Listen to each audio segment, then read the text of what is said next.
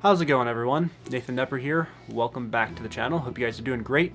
I'm doing fantastic, and today we are going to be taking a look at the Red Wing Iron Ranger, the 8111s. This is going to be a pretty cool video, but I should mention before I get into anything that these are going to be reviewed from a work boot standpoint. I wear these to work every day. I've been wearing them for about a year, so I have a lot of experience with how they handle in day-to-day use in a shop environment. I work on power sports stuff, snowmobiles, ATVs, golf carts, etc. So these are going to be reviewed from that standpoint, not so much a fashion standpoint. If you're looking at these from a fashion standpoint, they're great. A lot of people mention the bulbous toe on them, and that's the main things you'll see in reviews like that, but there's plenty of those on YouTube. Go ahead and look them up if you're interested in finding one from a fashion standpoint. Starting off like I normally do with my boot reviews, we have a Vibram sole on here. Vibram is a very, very, very good quality rubber. I don't have too much wear on these for 1 year.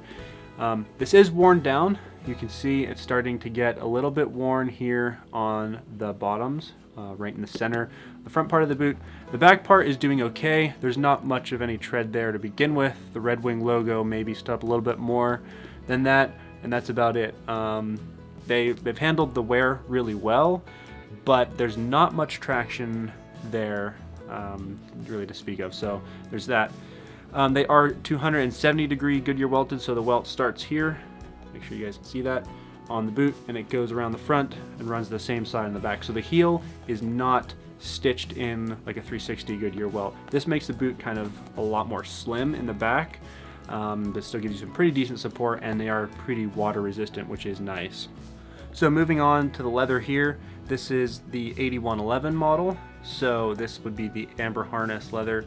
It's a pretty decent quality, definitely very soft, broken fantastically, but in terms of durability, it's going to be kind of right in the middle. It's not the most excellent leather I've seen in terms of durability, but it is pretty good and will definitely take a good beating, so I wouldn't worry about that too much. I do think they make a more of like a rugged leather, which may hold up a little bit better, but I don't have any of those boots in that leather type, so I'm not too sure on that.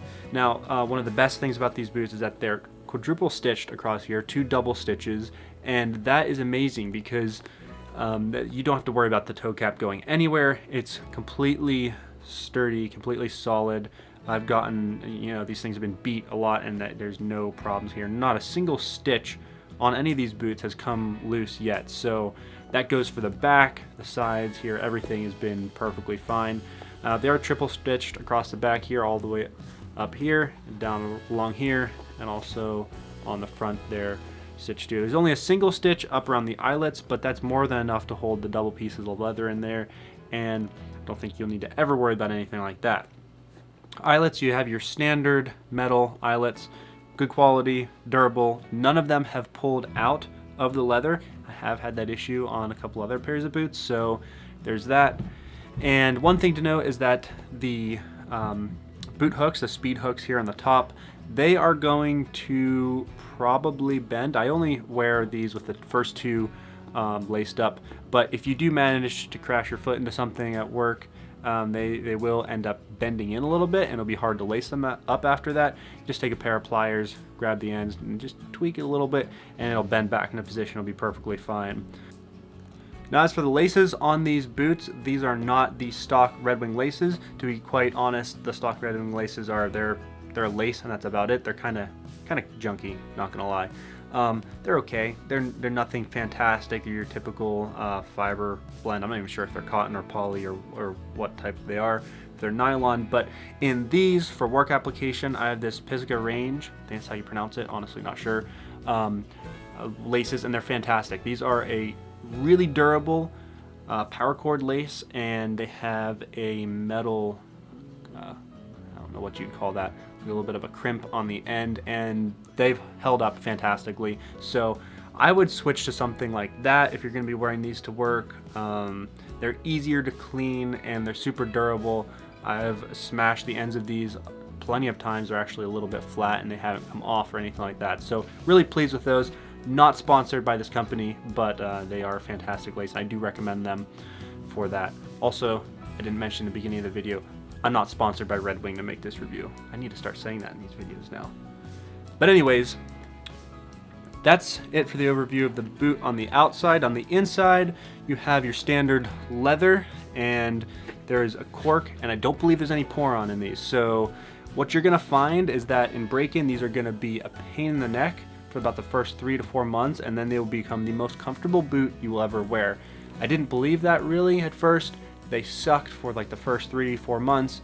5 months they started getting a little better, and by 6 months they're so comfortable. I don't have any other boot in my arsenal that fits quite like these do. They're very comfortable, and I've worn them for about 1 year. I would say 3 to 4 days out of the week.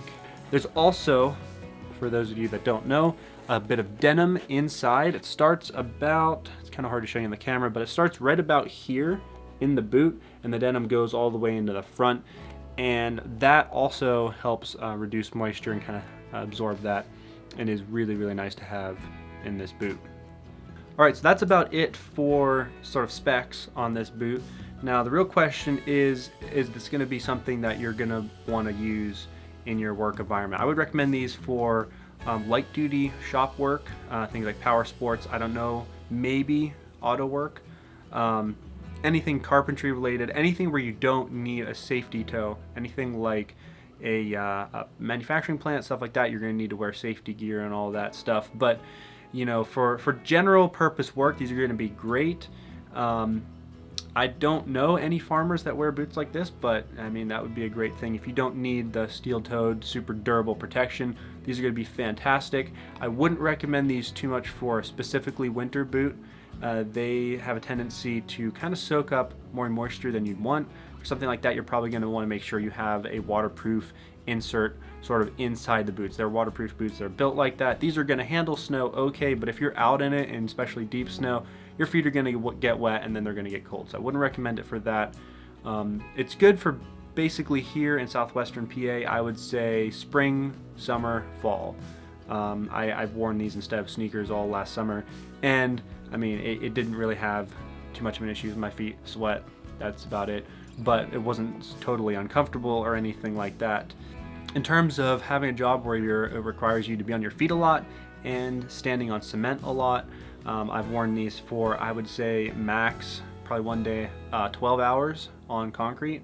That was a mixture of standing still for long periods of time and rapidly sprinting around helping out customers. So in terms of comfort, at the end of the day, my feet were a little sore, but nothing compared to how they would have felt wearing sneakers, because I have actually done that, and they don't provide much support. Whereas once these are broken in, you can guarantee that your feet will be very comfortable, even with long periods of being on them. Definitely would recommend these things. If you got any questions, feel free to send a comment down below, and I'll try to respond to that as quick as I can. I always like helping people out down there. If you found this video helpful, please give it a like and consider subscribing. If you like this content and you want to see more stuff like this, I will be releasing more videos like I have been for the past year, and this is just one of many more to come. So if you liked it, leave a like, and I'll see you guys all in the next video. Laters.